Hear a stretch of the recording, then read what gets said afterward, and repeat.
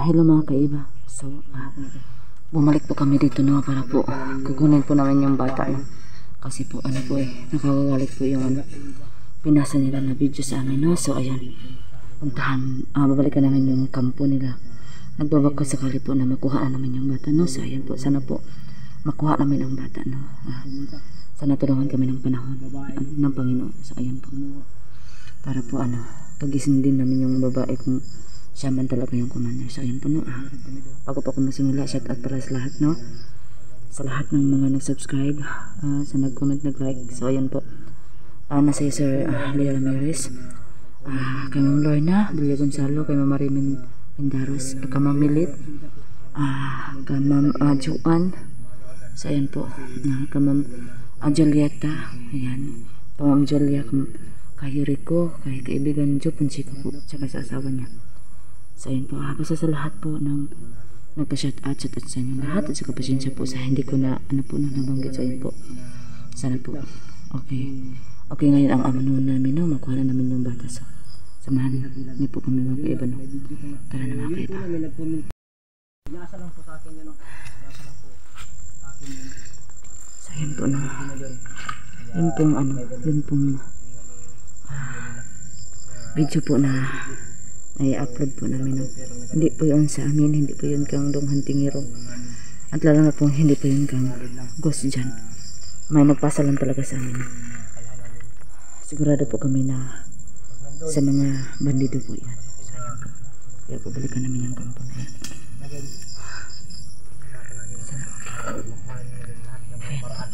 Kasama ko pa rin sa Dong Hantingero, si Ghost dyan. Ayan po si Bastian. Ayan mga kaiba. So ayan po, Malapit lang kami bahay na yun. Ikot kami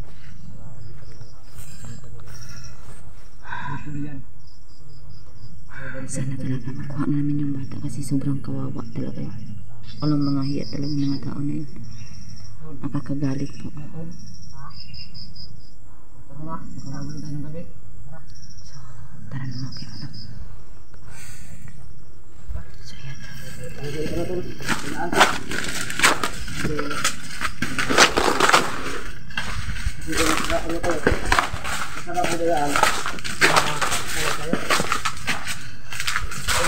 Kailangan po talaga naman dito magdaan mo para hindi kami mapansin. Malayo pa lang sa bahay. Ibig sabihin nandun yung bata or may binabantayan sila doon sa bahay na yun. Kasi malayo yung mga bantay. Kung meron, makatayin natin ito na meron bantay kasi marami sila. Kasi nandito mo. Ayun na. Marami nila. Oh, gusto mo magsalita kahit ganito na yung ha? Ano sabi mo ha? Sa inyo kahit nasa hindi nga kami ng mission. Siyempre may anak ka ba? Ang takot kasi pang yun pang dagdag lakas ng loob ko yun. So yan po,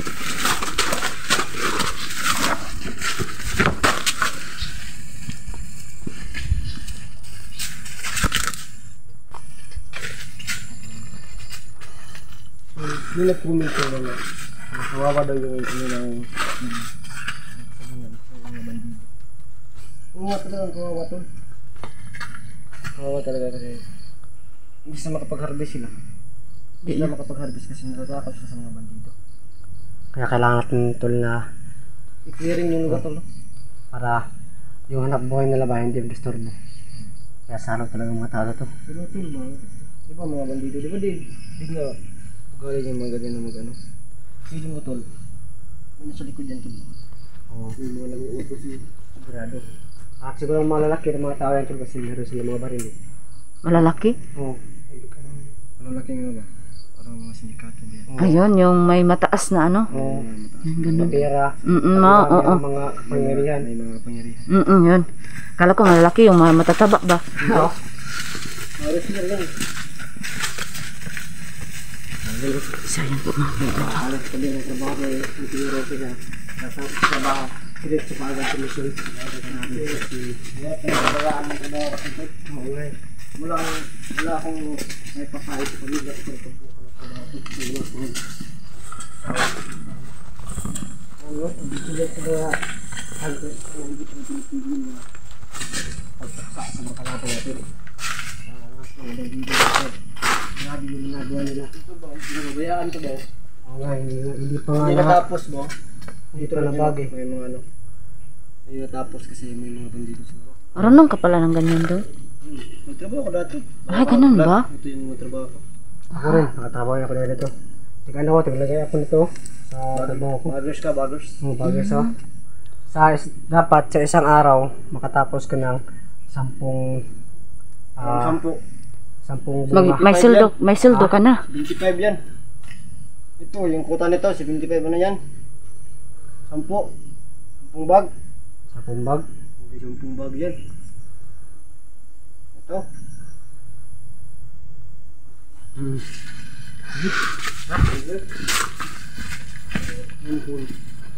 lang kami. Bibiri ako para hindi kami wala sa... Hindi po kami nagpapa-apekto, no? Kasi ano kami,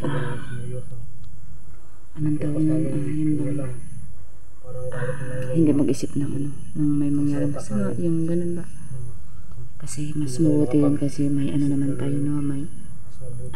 May Panginoon at saka hindi po yung nananalo yung mga tao po na masama, no? So, ayun lang. Talaga naman naman ako naman yung bata niya. Pinsan mo ko. Pinsan nyo. Pinsan mo pala, no? Pinsan mo. Namumuli mo rin ako kasi walang pera na. Saan talaga makuha na yung bata? Kasi yung ano nila. Yung gagawin namin. Ilan nga yung ano na tol? 20k? 20k? Oo, may laki naman. Ako na, ano, bigyan ng ano, fake money. Oo, sa akin din, may nag-ano. Paano naman natin maano yung fake money? May marunong daw. May marunong daw. May hunter daw na marunong. Pero kahit may hunter. Gasto pa rin. Gastos pa rin. Gusto pa rin? Oo, gastos pa rin. Yung papel. Oo nga, no? Basta magpa-print, di ba? Napakalaki naman ang ano nila. Hindi tayo madami ng gastos. Pamamaraan natin. Gamitin rin yung tagulilong to. Ang sabi din, may nagsabi bakit hindi nagtagulilong? Nung nakaraan talaga to, wala ako sa isip ko. Gusto kong maligtas talaga ba? Hindi ko naisip yung ganun to.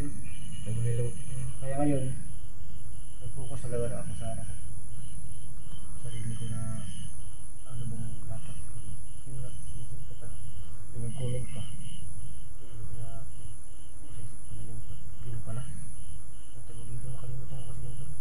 Kasi sa tag natin nag-vlog. Hindi alam yung mga kaya natin. Diba? Oo nga. Ngayon, kung anong paghinto natin, ngayon pa lang tayo makakano ng tagulilong. Ano? Tara na.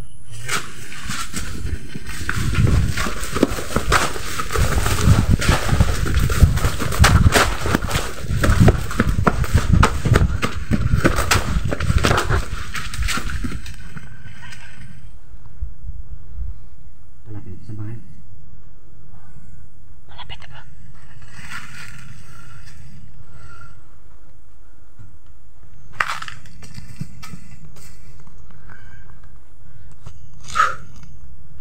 Talaga papahinto ka. Papahinga lang. Malapit sa bahay.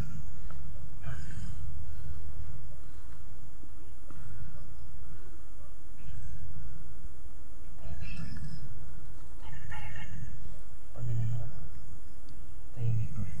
Delikado.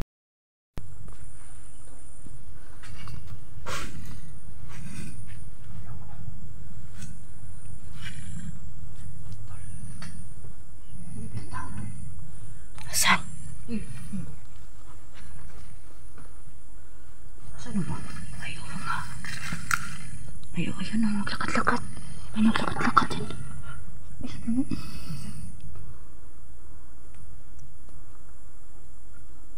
Ayan na kayo. Sabihin ka tayo.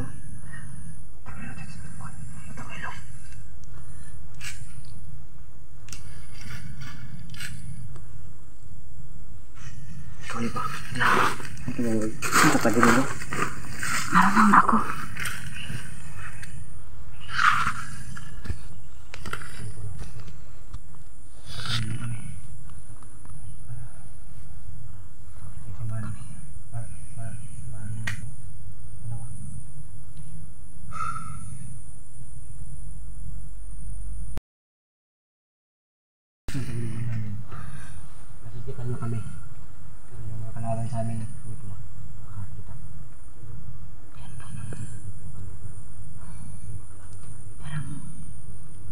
Mas maganda tong plano na to.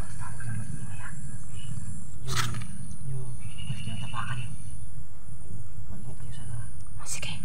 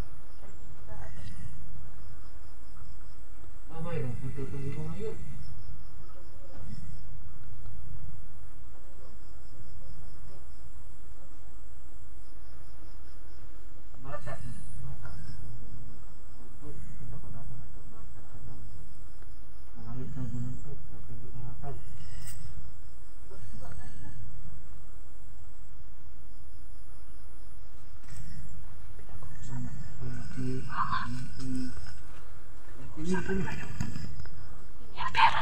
Ay, yung bata. Tsaka yung pera. Kukunin mo daw.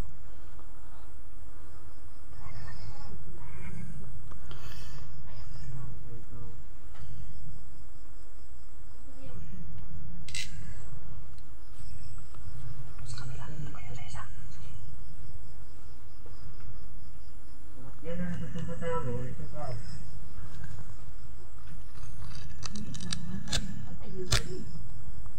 Patunatan mo pa tayo. Matayapit pa po ito.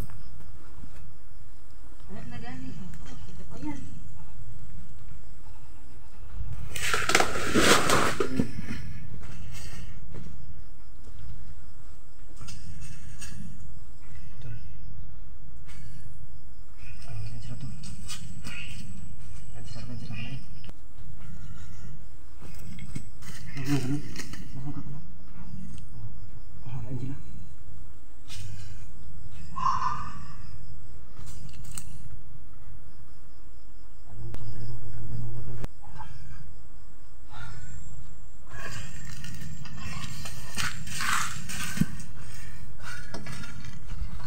Ang galing ng ginawa niya doon.